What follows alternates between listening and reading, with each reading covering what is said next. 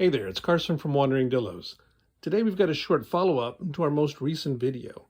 We had a friend, we'll call him John, reach out and ask the question, "Hey Carson, aren't you afraid that your Coleman stove is going to melt your new plastic tabletop?"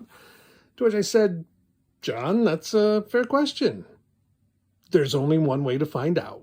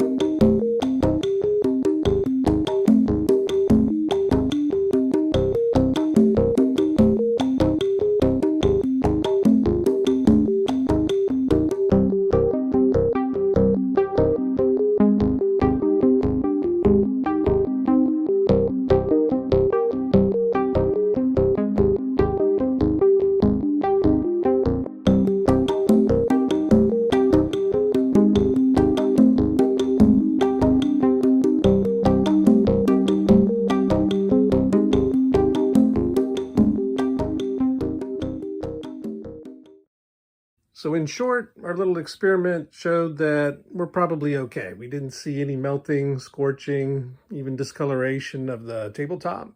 So I think we're in good shape. But John, thanks for asking the question. It was fun checking it out. And to all of you, thanks for watching, and hopefully we'll see you on the road.